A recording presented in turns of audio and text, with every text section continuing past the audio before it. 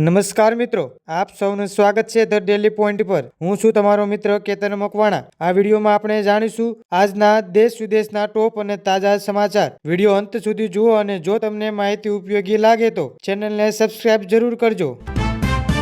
PM મોદીએ સાણંદમાં micron technology semiconductor assembly અને packaging પ્લાન્ટનું ઉદ્ઘાટન કર્યું। આમ આદમી પાર્ટીની પરિવર્તન લાવો કિસાન બચાવો યાત્રા જામખંભાળિયા પહોંચી જ્યાં ઈસુદાન ગઢવીએ સંબોધન કર્યું। ગાંધીનગર વિધાનસભા ખાતે રાજ્યપાલ આચાર્ય દેવવ્રતની ઉપસ્થિતિમાં પ્રાકૃતિક ખેતી પર વિશેષ વર્કશોપ યોજાયો।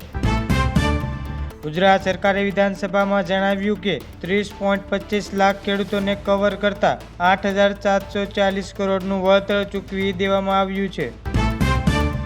રાજકોટ જિલ્લા પંચાયતની સામાન્ય સભામાં આગામી વર્ષ માટે વિકાસલક્ષી બજેટ રજૂ કરવામાં આવ્યું। નડિયાદની પીપલગ સોસાયટી પાસે આવેલા રિયા પાર્ટી પ્લોટમાં ભીષણ આગ લાગી ફાયર બ્રિગેડે કાબુ મેળવ્યો। દાહોદમાં આદિવાસી સમાજ દ્વારા પરંપરાગત આંબલી અગિયારસની હર્ષોલ્લાસ સાથે ઉજવણી કરવામાં આવી। ઉત્તર ગુજરાત અને કચ્છના સૂકા વિસ્તાર માટે નર્મદા પાણી પહોંચાડવાની નવી પાઇપલાઇનનો પ્રોજેક્ટ જાહેર કરાયા।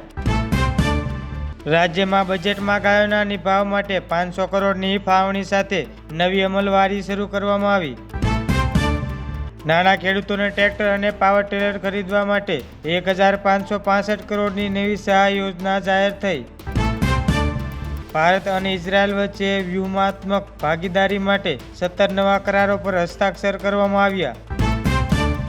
28 ફેબ્રુઆરીએ દેશમાં નેશનલ સાયન્સ ડેની ઉજવણી પીએમએ વૈજ્ઞાનિકોને અભિનંદન પાઠવ્યા। પીએમ મોદીએ અજમેરમાં 16,680 કરોડથી વધુના વિકાસલક્ષી પ્રોજેક્ટનું લોકાર્પણ કર્યું। ધોરણ 8ના પાઠ્યપુસ્તકમાં ન્યાયતંત્ર ભ્રષ્ટાચાર પ્રકરણ પર વિવાદ બાદ સરકારે તપાસના આદેશ આપ્યા।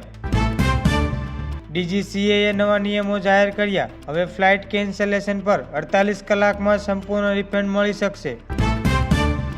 રાજસ્થાનની દેશવ્યાપી એચપીવી રસીકરણ અભિયાનની શરૂઆત કરવામાં આવી, જેમાં વાલીઓ સંમતિ અનિવાર્ય રહેશે। રેલવેએ રેલટેક પોર્ટલ લોન્ચ કરવામાં આવ્યું, જે રેલવે ક્લેમ ટ્રિબ્યુનલ્સને ડિજિટલ બનાવશે। પશ્ચિમ બંગાળમાં કોલકાતામાં 5.0ની તીવ્રતાનો ભૂકંપ અનુભવાયો। કોઈ જાનહાનિના સમાચાર નથી। મહારાષ્ટ્ર સરકારે કથિત લવ જહાદે રોકવા માટે નવા ધર્માંતરણ વિરોધી કાયદાનો ડ્રાફ્ટ તૈયાર કર્યો। યુથ કોંગ્રેસના કાર્યકરોની ધરપકડ મામલે હિમાચલ અને દિલ્હી પોલીસ સામસામે આવી। અમેરિકા અને ઇઝરાયલને ઈરાન પર મિસાઇલ હુમલા કર્યા હોવાના અહેવાલ। તહેવારમાં વિસ્ફોટ સંભળાયો। પાકિસ્તાને અફઘાનિસ્તાન સાથે ખુલ્લું યુદ્ધ જાહેર કર્યું। સરહદ પર હવાઈ હુમલો તેજ થયા। નોટો લઈને જતું બોલિવિયાનું લશ્કરી વિમાન ક્રેશ થયું, જેમાં 20 લોકોના મોત થયા। કિંગ જોન ઉને તેમની પુત્રી સાથે રાઇફલ ફાયરિંગ કરતી તસવીરો જાહેર કરી। લશ્કરી તૈયારીઓમાં પર ભાર મુકાયો। ડોનાલ્ડ ટ્રમ્પે ક્યુબાના ફ્રેન્ડલી ટેકઓવરની શક્યતા વ્યક્ત કરતા નવો વિવાદ છોડ્યો। વિજ્ઞાનીઓએ એન્ટાર્કટિકા મહાસાગર નીચે 20,000 વર્ષ જૂનું તાજા પાણીનું વિશાળ ભંડારની શોધ કરી। ઓમાનના વિદેશ મંત્રીએ દાવો કર્યો કે અમેરિકા અને ઇઝરાયલ વચ્ચે પરમાણુ કરાર માટે શાંતિ વાટાઘાટો આગળ વધી છે। ઇંગ્લેન્ડ ન્યૂઝીલેન્ડ 4 વિકેટ હરાવીને સેમીફાઇનલમાં રેસમાં મજબૂત પકડ બનાવી। પાકિસ્તાને સેમીફાઇનલમાં પહોંચવા માટે શ્રીલંકાને મોટા અંતરથી હરાવવું પડશે। જમ્મુ કાશ્મીરની ટીમ પ્રથમ વખત રણજી ટ્રોફી જીતવાની નજીક, સ્ટાર બેટ્સમેને સદી ફટકારી। ભારતીય કેપ્ટન રોહિત શર્માને પદ્મશ્રી એવોર્ડથી સન્માનિત કરવામાં આવ્યા, જેને તેમને ખાસ ક્ષણ ગણાવી। અર્જુન તેંડુલકરે વિસ્ફોટ ઇનિંગ રમીને આઈપીએલ ટીમોનું ધ્યાન ખેંચ્યું। કોલકાતાના ઈડન ગાર્ડન્સમાં રવિવારે રમનારી મેચ માટે પિચ રિપોર્ટ જાહેર કરાયો।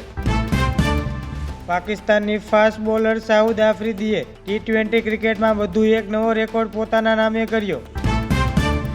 ન્યૂઝીલેન્ડ સામેની હાર બાદ યજમાન શ્રીલંકા T20 વર્લ્ડ કપની રેસમાંથી બહાર થઈ ગયું। ગૌરવ ખન્નાએ સલમાન ખાન હોસ્ટ કરેલા બિગ બોસ 19ની ટ્રોફી જીતી લીધી। પ્રિયંકાએ તેની આગામી ફિલ્મ વારાણસીને એક મોટું સાહસ ગણાવ્યું.